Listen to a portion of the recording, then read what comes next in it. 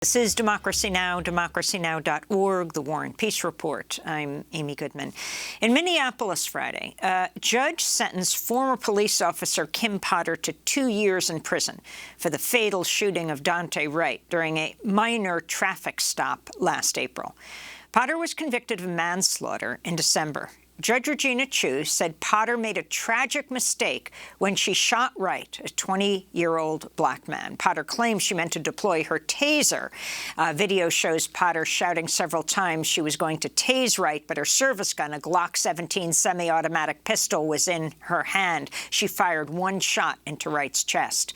On Friday, Judge Regina Chu broke down and cried as she talked about Kim Potter. Kimberly Potter was trying to do the right thing.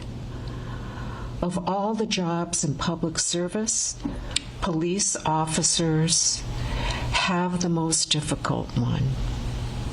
They must make snap decisions under tense, evolving, and ever-changing circumstances. They risk their lives every single day in public service. Officer Potter made a mistake that ended tragically.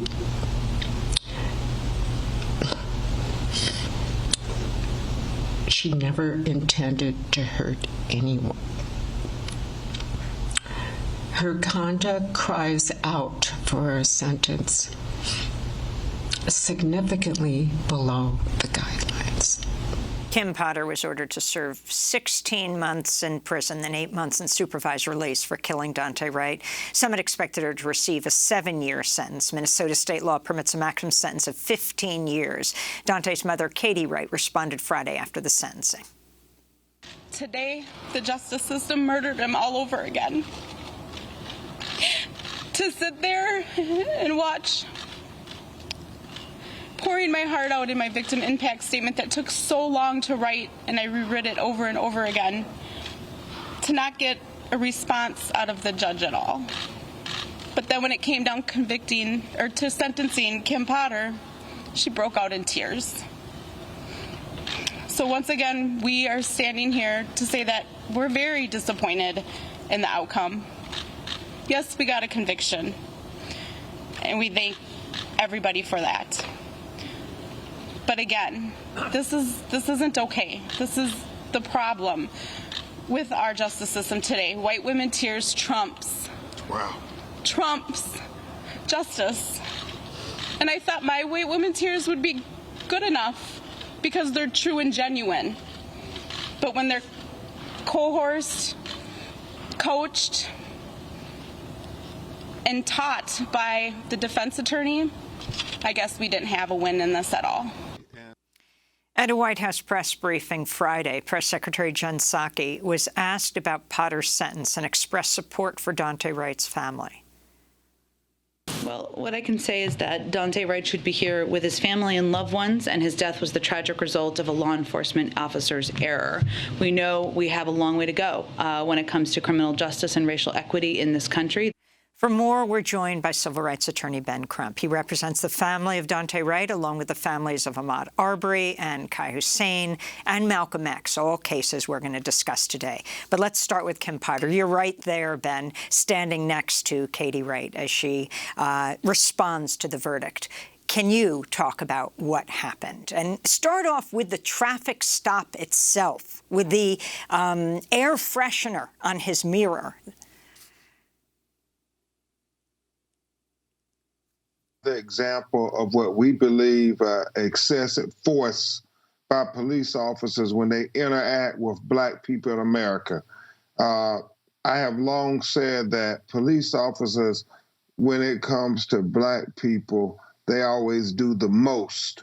And you see that time and time again. It seems like they show such professionalism and so much consideration, so much restraint when they interact with white citizens. But when it's black citizens, whether it is a mere lock in Breonna Taylor where they execute these dangerous no-knock warrants in the wee hours of the night and early morning, or when it's George Floyd who has an alleged $20 bill that's counterfeit, and they could just give him a notice to appear.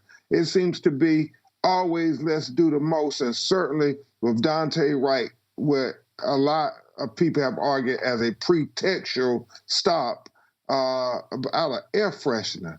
And they try to say it was his tag was expired during a global pandemic where there was a memo sent out saying to all the police officers in the state of Minnesota, there are going to be many people with expired tags because everything is shut down. So we are advising not to pull people over for expired tags, but yet they pulled Daunte Wright over for a minor traffic stop, and it ended up in this death sentence. And, you know, we've often heard where they say we meant to pull our taser and pull our gun when it comes to black people and brown people, whether Oscar Grant and others. However, you don't hear them making this mistake when it's white citizens. It's just citizens of color, they seem to make these errors, Amy. And she didn't even have to pull the taser. It's a minor traffic stop. You have the tag number. Was it really that important to pull a taser or use any excessive force over something you had already been given notice that the state DMV said, we don't want you criminalizing them because we were shut down? And so that's the history of it. And she was convicted by a jury of her peers. It was a majority white jury. And the crime that she was convicted of was not one of intent. It was one of recklessness. So it was so deflating to hear the judge say, well, because she didn't mean it, we're going to do a downward departure. We're going to give her all the consideration in the world, because in that same courtroom a few years earlier, a black police officer was convicted for killing a white woman, Mohammed Noor. And he had a second-degree manslaughter conviction. Kim Potter had a first-degree manslaughter conviction. Mohammed Noor, this black man, said all the same things. Somali American. That all the same things. Society perceived him as a black man, and he said all the same things when he shot the white woman. He was worried about his fellow officer's safety. He felt remorse. He did not mean it, but yet he got no consideration. In fact, the judge sentenced him to the top of the guidelines, did an upward departure. And then when you look at this white woman killing this young black man and saying it was about officer safety and she's sorry, well, she got all the consideration in the world. She will spend less time in prison than many black people will spend in prison for selling marijuana, even though marijuana is legal in many states. And that is what has made so many people outraged, because it just seems to underscore the two justice systems in America, one for white America and another for black America. Speaking of which, I want to go to Georgia. Closing arguments are starting today in the federal hate crimes trial of the 3 white men convicted at the state level for the murder of Ahmaud Arbery.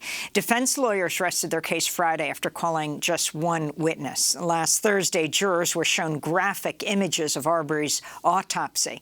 One juror asked the judge if there was money for counseling available after hearing the racist language used by the killers, and after viewing the images of the damage to Arbery's body caused by 2 close-range blasts from Travis McMichael's 12-gauge shotgun. This comes after Travis McMichael, his father Gregory McMichael, former cop, and William Roddy Bryan were convicted by a Georgia court in November of felony murder and other charges for chasing down and killing Arbery. He was killed 2 years ago this Wednesday, February 23rd, 2020. Georgia's passed a resolution that the day will now be known as the Ahmaud Arbery Day throughout Georgia. Ben Crump, can you talk about this case? I mean, the number of times that you saw in these texts of for example, the man with the gun, Travis McMichael, using the N-word. That's when the juror first started saying, we need therapy in dealing with this. Talk about what has to be proved here. It's not just the murder, it's the animus, motivated by racial animus. Yes, and that's why these federal hate crimes are so rare to have people held accountable, because you have to be able to prove that the crime, the murder, the act was motivated by race. And oftentimes you don't have text messages like the ones we see recovered from Travis and Gregory McMichael, where they seem to have a predisposition when they interact with people based on race. They talk about the protesters should all be killed, and they use the N-word in line with that. One woman testified that Travis McMichael referred to her as an N-word lover because she was dating an African-American man.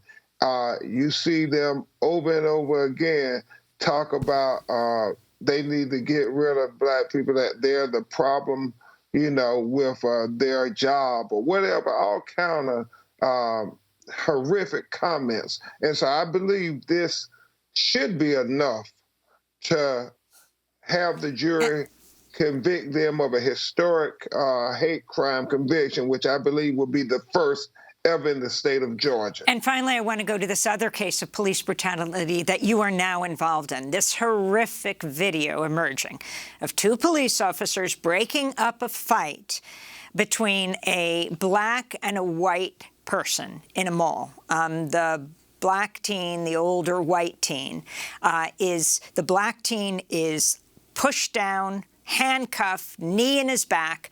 The white teen is put on the couch to sit there free.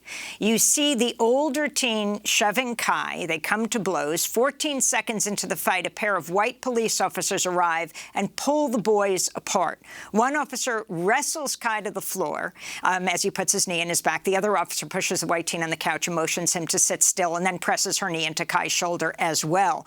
Z'Kye is handcuffed. The older white teen looks on, is not arrested. The video ends with a bystander's comments.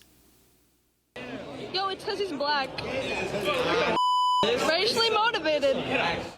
Z'Kye's mother, Ebony, told CNN racism clearly played a role in the officer's disparate treatment of the two boys.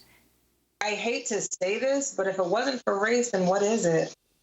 What made them tackle my son, not the other kid? What made them be so aggressive with my son and not the other kid? Why is the other kid sitting down looking at my son be humiliated and put into cuffs? It just doesn't make sense. Saturday outside Bridgewater Police Headquarters in New Jersey, people chanted, "We are Z'Kye." Your final comments on this before we go to Malcolm X.